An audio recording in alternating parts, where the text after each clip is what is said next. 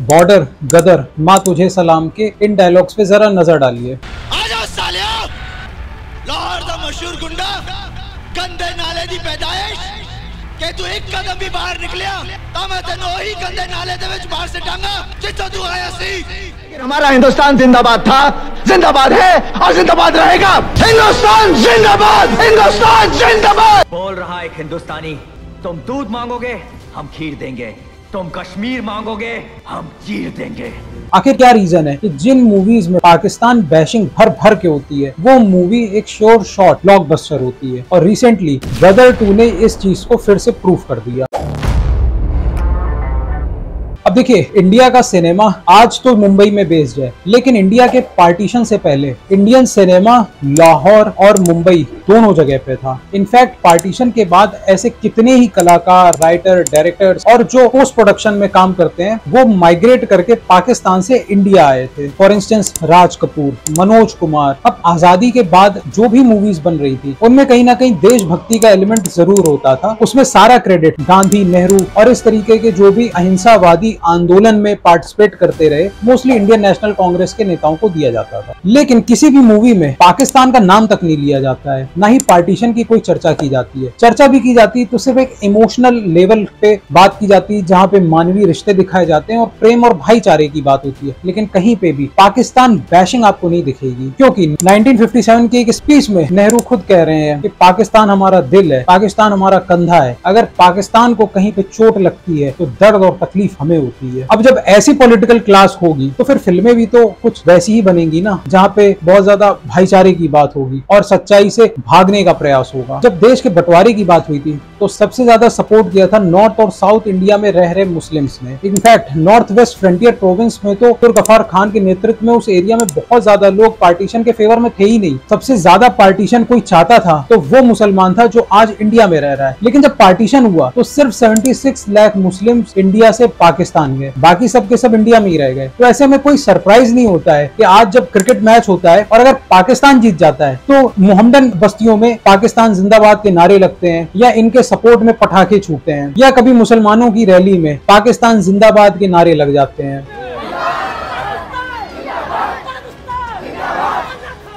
1971 में बांग्लादेश बन गया, पाकिस्तान से लड़ाई भी हो गई, लेकिन साथ में जो अपीजमेंट की एक पॉलिटिक्स चली आ रही थी उसने और जोर शोर पकड़ लिया। ऐसे में वक्फ बोर्ड की स्थापना होती है। अब देखिए 1971 में इंडिया का पाकिस्तान से वॉर होता है और 13 दिन के अंदर पाकिस्तान घुटने टेक देता है, बांग्लादेश बन जाता है। लेकिन जो मुस्लिम तुष्टीकरण की राजनीति है वो समाप्त नहीं होती है। इनफैक्ट 1973 में all India Muslim personal law board बनाया जाता है, जिसका काम ही था कि इस्लाम को शरिया की तरीके से इंटरप्रेट किया जाए और देश में कभी यूनिफॉर्म सिविल कोड न लाने दिया जाए। उसके बाद जब राजीव गांधी की सरकार आती है तो ये तुष्टीकरण एकदम चरम पे पहुंच जाता है। शाह बानो का एक बहुत फेमस उदाहरण है, जहाँ पे जो कट्टर मौलाना थे उन्होंने कहा कि एक मुस्लिम महिला को एलिमनी नहीं मिल सकती है क्योंकि ये उनके शरिया में लिखा हुआ है। और ऐसे में एक सुप्रीम कोर्ट के जजमेंट को ओवरटर्न करने के लिए एक नया कानून पास होता है, जिसके विरोध में आरिफ मोहम्मद खान जैसे एक मुस्लिम इंटेलेक्चुअल ने अपना इस्तीफा तक दे दिया। अब आप सोचिए कि इस तुष्टीकरण के बैकग्राउंड में बेचारे ये फिल्म डायरेक्टर और एक्टर एक पाकिस्तान बैशिंग मूवी कैसे बना सकते थे, क्योंकि पाकिस्तान को सबसे ज्यादा सपोर्ट तो यही इंडिया के ही मुस्लिम्स करते थे या उनके पूर्वज करते थे, जो कि दुर्भाग्य से आजादी के बाद पाकिस्तान नहीं जा पाए, वो यहीं पे सेटल हो गए। लेकिन जब आजादी से पहले वोटिंग हुई थी तब तो उन्होंने बढ़ चढ़ के पाकिस्तान बनने का सपोर्ट किया था। 2008 में जब मुंबई पे जिहादियों ने अटैक किया था तो हालात इतने गंभीर हो गए थे कि दिग्विजय सिंह जैसे कांग्रेस के नेताओं ने तो ये भी कहना शुरू कर दिया था कि इसमें हिंदू आतंकवादियों का हाथ हो सकता है। आतंकवाद का कोई मजहब नहीं होता है, लेकिन धर्म जरूर होता है, और वो धर्म है हिंदू धर्म। तो हिंदू टेररिज्म करके एक पूरी डेफिनेशन आ गई, लेकिन इस्लामिक टेररिज्म की कोई बात नहीं करता था। इनफैक्ट 2008 में राहुल गांधी ने तो एक स्पीच दे दी कि इंडिया में सबसे बड़ा खतरा है हिंदू एक्सट्रीमिस्ट का, और उस वक्त के प्राइम मिनिस्टर मनमोहन सिंह ने ये भी बोल दिया कि देश के सभी रिसोर्सेज पे पहला अधिकार मुसलमानों का है। इनफैक्ट मनोज कुमार, जिन्हें देशभक्ति पे आधारित फिल्में बनाने के लिए जाना जाता है, उन्होंने भी कभी पाकिस्तान का कोई जिक्र एक आध मूवी के अलावा नहीं किया। सबसे पहली मूवी जिसमें पाकिस्तान को एक दुश्मन देश के रूप में दिखाया जाता है वो आती है 1973 में हिंदुस्तान की कसम नाम की फिल्म। अब देखिए, एक एरा ऐसा था जब काफी मुस्लिम एक्टर और एक्ट्रेसेस हिंदू नाम रख के इंडस्ट्री में काम करते थे, जैसे यूसुफ खान, दिलीप कुमार थे, मीना कुमारी, मधुबाला,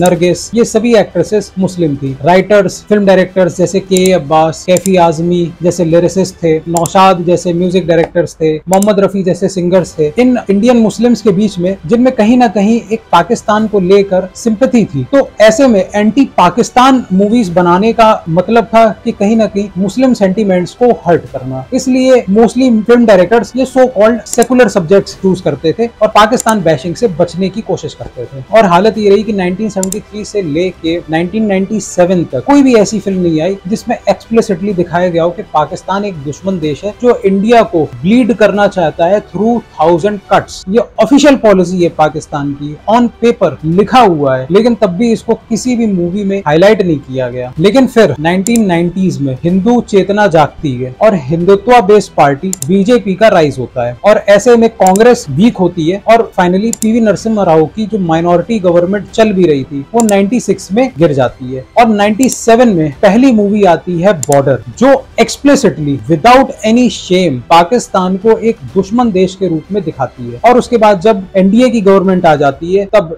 2000 में पुकार आती है, 2001 में गदर, अब तुम्हारे हवाले वतन साथियों, माँ तुझे सलाम। इन सभी मूवीज में पाकिस्तान बैशिंग एक अच्छे तरीके से दिखाई गई है और हिंदुस्तानियों में शत्रु बोध की भावना उजागर करने की कोशिश की गई है। मतलब कि साफ साफ आप समझो कि पाकिस्तान एक दुश्मन देश है और इसमें कोई अपीजमेंट की बात नहीं होनी चाहिए। और मुसलमानों को भी क्लियर संदेश दिया गया कि भाई आप इंडिया का हिस्सा हैं तो आप इंडिया के बारे में सोचो, पाकिस्तान जिंदाबाद या पाकिस्तान की भलाई के बारे में सोचना अब बंद कर दो, जो आपके पूर्वजों ने उस समय जब वोटिंग की गई थी तब पाकिस्तान के फेवर में दिया था। तो इस तरीके से एक क्लियर अंडरस्टैंडिंग बनाई गई और उसमें गवर्नमेंट के सपोर्ट से मूवीज ने एक बहुत ही एक्सप्लिसिट मैसेज हिंदुस्तान की आवाम को दिया। अब एक तरफ तो पैसिफिस्ट हिंदू हैं जो हर बार शांति की बात करते हैं। 1999 में भी अटल बिहारी वाजपेयी ने अमृतसर से लाहौर की एक बस सेवा शुरू करी और उस समय पीस की बात हो रही थी, लेकिन उन्हें बदले में मिला क्या? पाकिस्तानी आर्मी ने तुरंत अटैक कर दिया और कारगिल युद्ध हुआ। तो बेसिकली पीठ पे खंजर भोंका गया। इंडियन मूवीज ग्राउंड रियलिटी से एकदम अलग थी। ये लोग भाईचारे की बात कर रही थी, लेकिन एक्चुअली ऑन ग्राउंड एकदम अलग था। यहाँ क्रिकेट मैचेस में पाकिस्तान जिंदाबाद के नारे लगते हुए हिंदुस्तानी खुद अपनी आंखों से देखते भी थे और अपने कानों से सुनते भी थे। तो जो आसपास में हो रहा है जब वही चीज स्क्रीन पे दिखाई दी तो जाहिर सी बात है कि उनकी दिल की जो भावनाएं थी वो उमड़ के एकदम स्क्रीन पे आने लगी। उन्हें अपना हीरो एकदम एक्चुअल में हीरो लगने लगा। और जब पाकिस्तान की ढंग से कुटाई और पिटाई होती है फिल्म में तब उस पे दर्शक सीटियां बजाते हैं, क्योंकि ये चीज उनके दिलों में थी जो भड़ास वो अब बाहर निकल के आई। और इसीलिए कोई भी पाकिस्तान बैशिंग मूवी, चाहे वो माँ तुझे सलाम जैसी बहुत ही बिलो एवरेज मूवी भी क्यों ना हो, वो कभी भी फ्लॉप नहीं हुई। इनफैक्ट काफी बड़ी हिट और ब्लॉकबस्टर्स हुई। 1993 में जब दाऊद इब्राहिम मुंबई पे सीरियल ब्लास्ट करता है तो उसके बाद एक डिटेल्ड इन्वेस्टिगेशन होता है और पता चलता है कि किस तरीके से इन आतंकवादियों ने पूरी बॉलीवुड पे कब्जा करके रखा हुआ था। इनकी कमर तोड़ने में 1995 से 99 के बीच में जो शिवसेना और बीजेपी की गवर्नमेंट थी उनका बहुत बड़ा रोल था। लेकिन उसके बाद भी 2001 में मूवी आती है चोरी चोरी चुपके चुपके, जिसमें इन्वेस्टिगेशन रिपोर्ट क्लियर कट बताती है कि अंडरवर्ल्ड का इस मूवी में पैसा लगा हुआ है। और इस टेररिस्ट फंडिंग का कुछ ऐसा असर हुआ कि एक समय था जब आपको हर जगह पे सीरियल बॉम्ब ब्लास्ट दिखाई देते थे, चाहे वो दिल्ली हो, जयपुर हो, अक्षरधाम मंदिर हो गांधीनगर में, या फिर जम्मू का रघुनाथ जी मंदिर हो, अयोध्या में राम जन्मभूमि हो। पूरे देश में सब जगह पे कहीं छोटे मोटे बॉम्ब ब्लास्ट होना बड़ी आम बात हो गई थी। मूवीज में अंडरवर्ल्ड का पैसा लग रहा था, तो फिर पाकिस्तान बैशिंग कैसे दिखाई जा सकती थी? क्योंकि जो अंडरवर्ल्ड था वो तो मोस्टली ये इस्लामिक टेररिस्ट के हाथ में था और इन्हीं लोगों की तरफ से मूवीज में फंडिंग भी हो रही थी। तभी आप देखिए कि 90s के दशक में जितने मुस्लिम एक्टर्स थे उनको बढ़ चढ़ के मूवीज दी गई और वो उस जमाने में सुपरस्टार बन गए। टैलेंट है नहीं है वो एक अलग बात है, लेकिन ब्रेक मिलना और उसके बाद लगातार मूवीज पे मूवीज मिलना ये भी एक बहुत बड़ी बात होती है। और जो हिंदू एक्टर्स, डायरेक्टर्स या प्रोड्यूसर्स थे उनको अंडरवर्ल्ड से धमकियां मिलती हैं, फिरौती की रकम मांगते हैं और उनको मार भी डालते हैं। जैसे गुलशन कुमार बहुत फेमस थे माँ वैष्णो देवी पे भंडारा करने के लिए, लेकिन उनकी हत्या अबू सलेम कर देता है। राकेश रोशन जब अपने बेटे को कौना प्यारे में लॉन्च करते हैं तो फिर एक उम्मीद जगती है कि अब एक हिंदू सुपरस्टार आएगा, लेकिन उनके पिता को भी गोली से मारकर हत्या करने का प्रयास किया जाता है। जब इस तरीके का एक आतंकवादियों ने माहौल बना दिया, सीरियल ब्लास्ट होते जा रहे हैं, तो कहीं ना कहीं लोगों के मन में एक फीलिंग तो आएगी ना, एक एंटी पाकिस्तान का सेंटीमेंट डेवलप होगा। लेकिन ये चीज जब मूवीज में आएगी तो उसको कितना फिनोमिनल रिस्पॉन्स मिलेगा। अब गदर और लगान दोनों 15 जून 2001 को एक ही दिन पर रिलीज होती होती है। दोनों फिल्मों में देशभक्ति होती है। इनफैक्ट लगान टेक्निकली एक सुपीरियर फिल्म है, उसका म्यूजिक भी गदर के मुकाबले ज्यादा अच्छा चला। और जो क्रिकेट को लेके एक लोगों में दीवानगी है वो लगान मूवी ने कैप्चर करी। लेकिन फिर भी जो मन में एक एंटी पाकिस्तान फीलिंग डेवलप हुई थी ये अंडरवर्ल्ड के सीरियल बॉम्ब ब्लास्ट की वजह से, मुस्लिम अपीजमेंट की वजह से, वो जब गदर मूवी दिखाती है तो बॉक्स ऑफिस पे गदर मचा देती है। और दोनों मूवीज के बॉक्स ऑफिस कलेक्शंस में एकदम आकाश और पाताल का फर्क होता है। अच्छा, बॉलीवुड में इतने ज्यादा ये सो कॉल्ड सेकुलर भरे हुए थे कि एक तरफ देश में हिंदू टेररिज्म की बात हो रही है, सीरियल ब्लास्ट होते चले जा रहे हैं। 2008 में मुंबई पे अटैक होता है, लेकिन इंडियंस पाकिस्तानी एक्टर्स को, सिंगर्स को, जैसे आतिफ असलम, राहत फतेह अली खान, नुसरत फतेह अली खान, इनके लाइव कॉन्सर्ट्स और इनके शोज करवा रहे हैं, मूवी के गाने गवाए जा रहे हैं। और आईपीएल में पाकिस्तानी क्रिकेटर्स को ब्रेक दिया जा रहा है। और जब इंडिया में हिंदुओं ने इसका विरोध किया तो हिंदू एक्सट्रीमिज्म की बात की जा रही है। इनफैक्ट शाहरुख खान ने तो एक ऑफिशियल स्टेटमेंट जारी किया था कि आईपीएल में पाकिस्तान से क्रिकेटर्स को आना चाहिए और वो इस बात का सपोर्ट करते हैं। और शाहरुख खान तो मैं हूं ना जैसी मूवी में एक हिंदू टेररिस्ट भी दिखा देता है और वो मूवी कमर्शियल गाने और मसाला की वजह से हिट भी हो जाती है और लोग इतने मासूम होते हैं कि वो एक हिंदू आतंकवादी को एक्सेप्ट भी कर लेते हैं, क्योंकि मूवी में शाहरुख खान जैसा एक सुपरस्टार है। पाकिस्तानी सिंगर, एक्टर कमाई इंडिया में करते हैं लेकिन टैक्स पाकिस्तान में भरते हैं। उस टैक्स से पाकिस्तानी आर्मी की फंडिंग होती है और उस फंडिंग के बाद पाकिस्तानी आर्मी टेररिस्ट को ट्रेनिंग देती है और वो टेररिस्ट इंडिया को ब्लीड करते हैं थ्रू 1000 कट्स, जो पाकिस्तान की ऑफिशियल रिटन पॉलिसी है।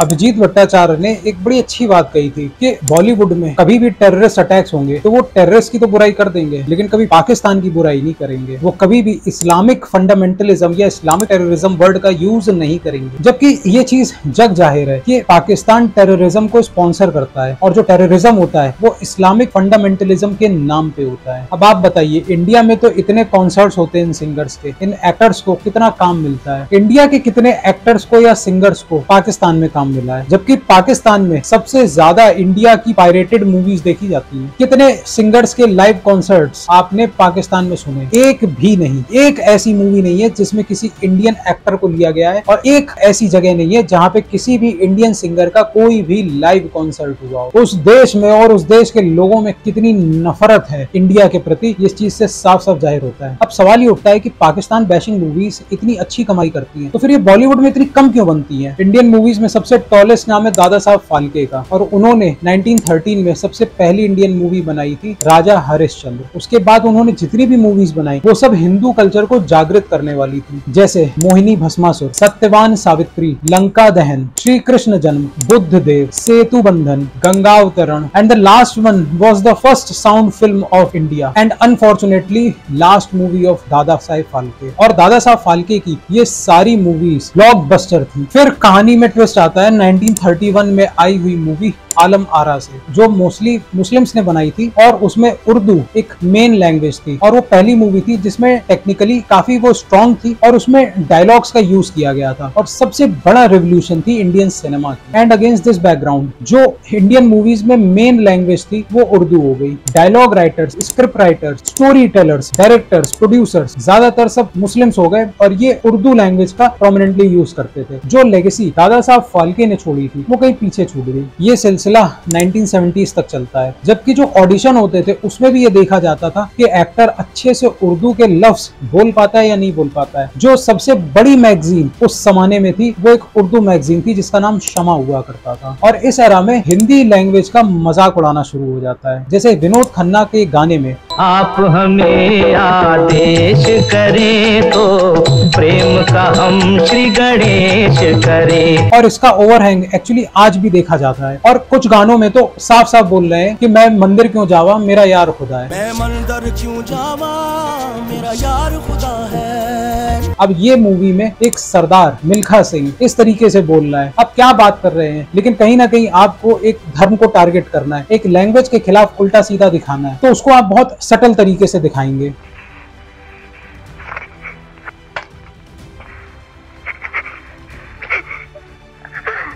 मेरे बच्चे भूखे, मुझे खाना दे। मूवीज में काफिर जैसा शब्द जो एक नॉन मुस्लिम्स के लिए गाली जैसा है वो बड़ा कॉमनली यूज किया जाता था। ओ हसीना जुल्फों वाले जाने जहां ढूंढती है काफिर आंखें में किसका निशान। इनफैक्ट कपिल शर्मा शो में सारा अली खान और विकी कौशल आते हैं। उनको एक लाइन पढ़ने को दी जाती है कि आप ट्रांसलेट करके इसे उर्दू में और हिंदी में दो। तो जब सारा अली खान उस लाइन को उर्दू में ट्रांसलेट करती है, हमें आपका रुखसार देखने में जरा भी दिलचस्पी नहीं है, तो ऑडियंस वाह वाह करती है। लेकिन जब हिंदी में ट्रांसलेट करते हैं, हे कौशल कुमार प्राणनाथ, तो सब हंसने लगते हैं, क्योंकि आपके दिमाग में कल्चर बाइस भरा गया है। अब आप देखो कि एक लैंग्वेज को किस तरीके से इंफीरियर दिखाया जा रहा है और एक पर्टिकुलर लैंग्वेज को किस तरीके से दिखाया जा रहा है कि ये लैंग्वेज एक बहुत ही ज्यादा रोमांटिक लैंग्वेज है और कितनी नजाकत नफासत है इस लैंग्वेज में और ये कितनी इज्जत देती है महिलाओं को, और वहीं दूसरी लैंग्वेज को आप किस तरीके से नीचा दिखाने की कोशिश कर रहे हैं। आप कभी भी देखना मूवीज में हमेशा अलग अलग जातियों को बहुत गलत और नेगेटिव लाइट में दिखाया जाएगा। पंडित जी, हजारी प्रसाद की चाय पी जाए ऐसी मक्खी आज तक पैदा ही नहीं हुई। बंद करो ये नंगा नाच। कितनी बार समझाया तुम लोगों को? देश की पूरी संस्कृति भ्रष्ट कर दी है। धर्म कर्म श्रद्धा से कोई नहीं करता, सब डर के मारे करते हैं।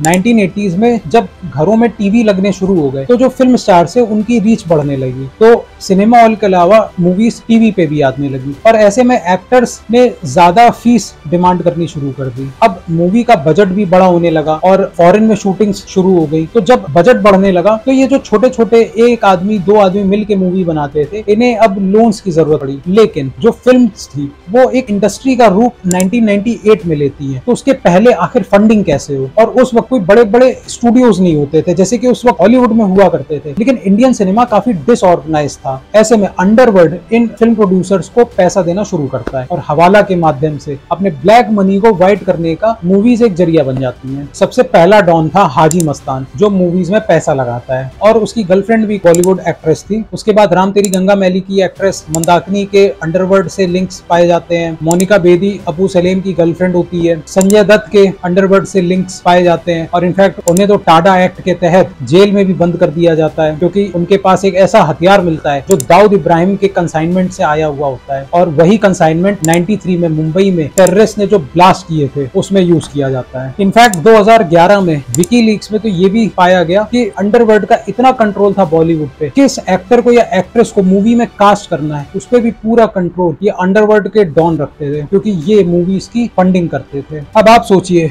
जिस अक्षय कुमार को आप हिंदुत्ववादी कहते हैं, मोदी का चमचा कहते हैं, उसने 2003 में एक मूवी करी थी अब तुम्हारे हवाले वतन साथियों। लेकिन उस मूवी को करने से पहले उसने ये शर्त रखी थी कि मैं कोई भी एंटी पाकिस्तान डायलॉग नहीं बोलूंगा मूवी में। तो इस तरीके से एक बेचारा फिल्म प्रोड्यूसर और डायरेक्टर है अनिल शर्मा, जो ले दे के पाकिस्तान बैशिंग मूवीज बनाता है, तो उसको भी कास्ट करने के लिए कितनी प्रॉब्लम्स आ रही थी कि कोई सुपरस्टार उसके साथ काम नहीं करना चाहता था। और ये खिलाड़ी कुमार हैं जो आज महाभक्त कहे जाते हैं, अंधभक्त कहे जाते हैं, मोदी सरकार और भाजपा के चमचे बोले जाते हैं। ये तो हालत थी बॉलीवुड की उस वक्त। 2006 में जॉन अब्राहम की मूवी आती है काबुल एक्सप्रेस। उस मूवी को भी साइन करने से पहले जॉन अब्राहम ये शर्त रखता है कि मूवी में कोई भी एंटी पाकिस्तान डायलॉग नहीं होना चाहिए। तो ये सभी एक्टर्स एक थाली के चट्टे बट्टे थे और सेकुलरिज्म के नाम पे सब के सब एक हो जाते थे और रियलिटी से दूर भागते थे। तो आपने देखा किस तरीके से बॉलीवुड का एक इतिहास रहा है आलम आरा मूवी से लेके कि आप किसी भी तरीके से एंटी पाकिस्तान सेंटिमेंट्स को नहीं डेवलप होने देंगे, शत्रुबोध का एहसास नहीं होने देंगे, हिंदी लैंग्वेज को दबाएंगे, उर्दू को प्रमोट करेंगे, एक विशेष वर्ग है उसका पूरे टाइम अपीजमेंट करेंगे। और उसके बाद अगर कोई फिल्म सच्चाई भी दिखाना चाह रही है तो आप सच्चाई भी नहीं दिखाने देंगे। कोई अगर हिंदू धर्म की बात भी करेगा तो उसका मर्डर हो जाएगा, जैसे गुलशन कुमार। मूवीज को फंडिंग नहीं मिलती है और अगर किसी तरीके से फंडिंग मिल के कोई मूवी एंटी पाकिस्तान बनती भी है तो लोग सिनेमा हॉल में भर भर के आते हैं। और इसका रिसेंट एग्जाम्पल्स हैं उरी। अपनी 72 हूरों को हमारा सलाम बोलना,